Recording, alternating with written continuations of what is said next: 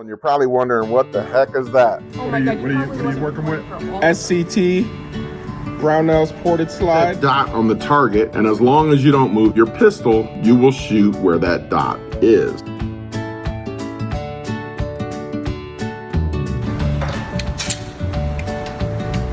I think I want to shoot the Kimba next.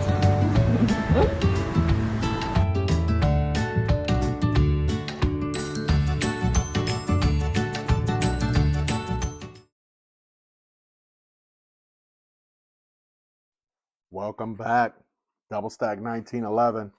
Hey, I've been out for a couple of weeks now. You haven't seen any videos from me. Mostly that was due to me being under the weather, and work has been, very full of activity. Actually, it's still full of activity. But this is actually my first time doing a review on the same day that I've actually received the thing that I'm going to unbox. So you probably already seen the title. Of course, I've already had it out of the box. You got to also remember, as we're going through this, that I'm in the state of Illinois. So there may be a little bit of, controversy over what you actually see, but I really believe you're going to like what I'm about to show you. So, I ordered this from an FFL that picked this up from one of their distributors. So this is one of the few times where I ordered something, but I didn't order it from the manufacturer. I actually ordered it from my FFL that I love to go to, JR Shooting Sports in Illinois. They don't pay me for this. Actually, no one is endorsing any of these videos, but you can see right here, right there, that Alpha Foxtrot, right? So let me go ahead and take it out of this box, and let's see what we're working with. So nice little range bag. It'll fit in my other bag, actually, to keep this separate from everything. US flag on there. It's always good. By the way, this is an American company. I've been wanting this pistol for a while, and I went on the website of my FFL, see if they had it, and they did, but when I went in, they said, oh, we don't actually have it in stock, so we got to order it. So they ordered it. So what comes in here, right? A book, right? Of course, your directions, all that kind of stuff that we all are sure to read. Typical lock. I'm not even going to take that out. Got some tools here, some screws. I think they're for optics to put it on and off my optic. And I believe this is a RMSC plate. So one of the things I was a little bit confused by is that this is MOS. So does it actually come with a MOS plate? And this, I thought it was supposed to come with 3 plates, but I'm pretty sure this is RMSC. I think that's an RMSC plate there. That's actually what I'm going to end up putting on it. I'll probably put a 407K or something like that on there, because that's what I rock with. If you look here, these are the magazine pouches. Notice I don't get any magazine. However, that's not how it typically comes. I'm in Illinois, so I believe the Alpha Foxtrot Romulus tends to ship with 17 and 20 round magazines. I think there's usually 2 mags. I think there's 117 and 120 that typically come, which are standard capacity magazines. However, I'm in Illinois. They could not give me any of those mags. Some FFLs will give you like a 10 round mag or something like that.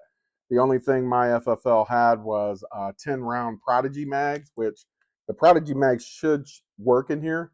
I actually have a bunch of Prodigy mags. I should have brought them up with me, but I don't right now. So anyway, so I have a lot of Checkmate mags. I think it's Midway USA or something like that. I'll go there and I'll order. You can actually order the standard size Checkmate magazines, but you can get them for 15 rounds. In the state of Illinois, where I'm at, you can only have purchased, or not that you can only have, but you can only purchase 15 round magazines. So nice range bag. Um, went through the optic 1, 2, 3, 4, 5, 6 mag pouches. I thought that the Alpha Foxtrot was supposed to come with like a regular plate. Mine ended up coming with the plate already installed. So there we go. Let's make sure she's clear. All right, you see there, nothing in there, right? Nothing in the back. Nice. So what I have here is the 4 1/4. I wanted that. Usually my sweet spot are the 4-inch 2011 style pistols, and the Alpha Foxtrot Romulus is a 4 1/4. Yeah. Um, so this one came with the mount. I believe this is a RMR plate. So I will be taking that off, and I will be replacing it with the RMSC because I don't really like how, kind of laps over the side. If I can fit this in my holster, I'll actually carry this. It's actually not that heavy. It has a polymer grip. It has this nice mag well there. I like that. Yeah, that is nice. Notice that it's ported. So this is 4 1/4, 4.25-inch barrel ported. Right. So this is actually my first ported handgun. My son actually, he's a Glock guy, and he got a Glock with a ported barrel, and it's actually pretty cool. So I decided to get me a ported one. I love the way the front sight is behind the port.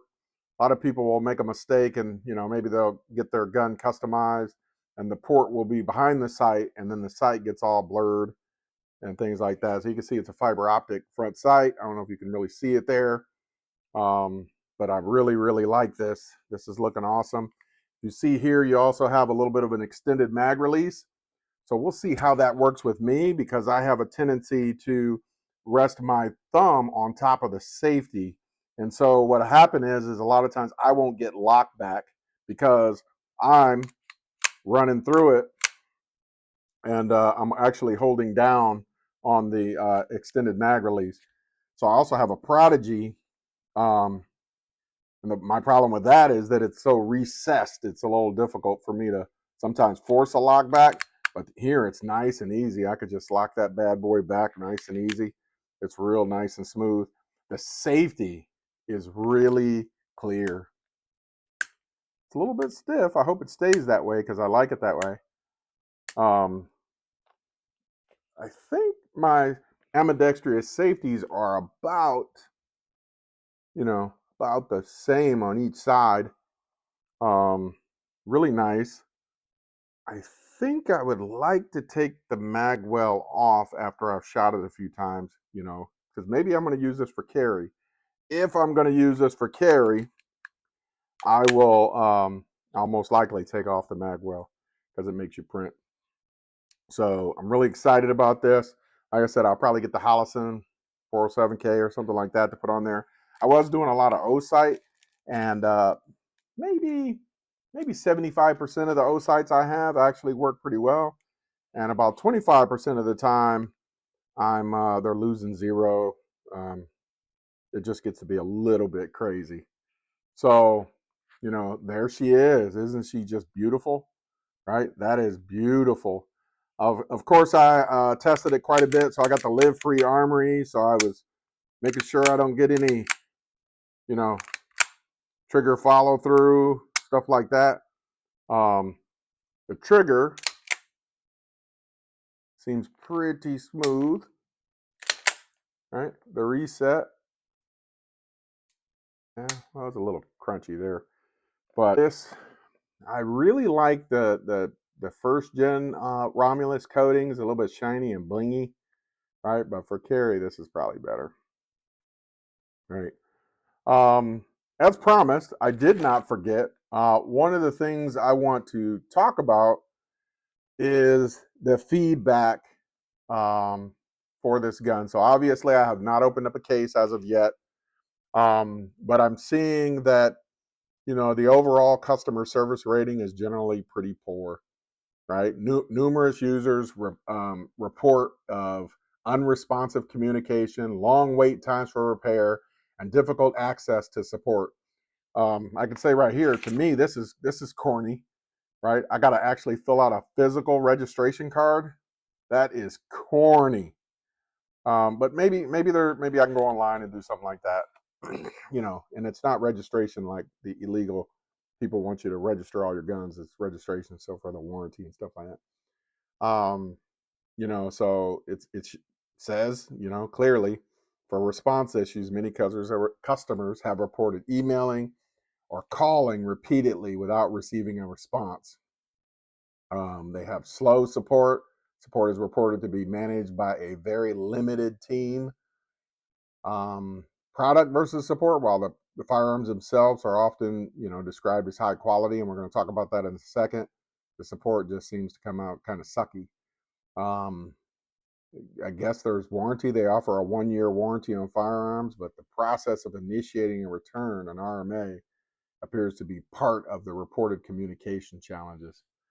So, you know, hopefully nothing really happens with my pistol, so I don't get to experience that. But if I do, I will definitely let you know.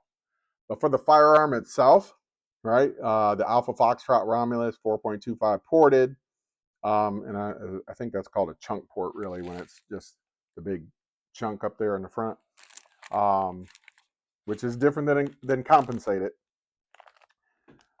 It's generally praised, high value. It's known as the staccato killer. However, if you search YouTube, you will see a few videos out there where people have compared this to staccato, and it does not necessarily rank. You know, it ranks good, but I don't know that anybody's really saying it's better than a staccato. So I don't know where this screenshot that I have up on the screen, I don't know where they got that from, that this is a staccato killer. I've never shot a staccato, so I can't tell you, but you know, it is what it is. Um, so reliability, they're saying it's phenomenal, with minimal wear. Some reporting over 1,000 rounds without failures. Now, for a 2011, most of you guys know you're usually going to get some failures to eject, stovepipes, and those type of things in your first, you know, 200-300 rounds. Some people even report 500 rounds. So we'll see. You know, as I take this to the range and I get the 1,000 rounds to this thing, I will let you know how I see it. Build quality is tight, no wiggle. Let's see. I do have a little bit, yeah, a little bit of wiggle. I would say the Fusion XP Pro had less. It's still acceptable. We'll have to see too, because a lot of these, after you've started shooting them, that's when they start getting loose and break in and stuff like that. Yeah, it's going to be interesting when I take this bad boy apart. But, you know, we'll see. I know that I bought that Kimber 2K, and you go like this, you hear it rattling. Notice you don't hear anything. But on my 2K11, the rattle is a trigger. This one's actually pretty good. Right? A little bit, but not much. Again, the value for me, I think, for the price I paid, was very good. It was less than the MSRP quite a bit. One user reported noted potential issues such as a damaged distractor from over inserting of the magazine. That's nothing unique to Romulus. I think I mentioned to you guys I have a Stealth Arms Platypus. It had to go in for service for just that exact same thing, and it was because it takes Glock mags. So jamming them up in there. So I'm in Illinois, so I got, you know, 15 or 10 round mags. But you can also buy, like, say, a 30 round mag, but it's capped at, you know, 15 or 10 or something like that, because I think it looks cool. And you jam that thing up in there when this slide is cocked back, and you can break you can break that extractor. So that did happen to me for my Stealth Arms Platypus. but Stealth Arms took care of it. Actually sent me another one really quick. They are awesome. But, not to say that Romulus isn't. We'll see. Hopefully, we won't see. But I'll let you know how my 1,000-round reviews goes. Please like and subscribe. Leave some comments. Tell me what you think of this. Is this on your list to get? If it is, tell me what why it's on your list. You can see my hands here. I think it fits pretty darn good.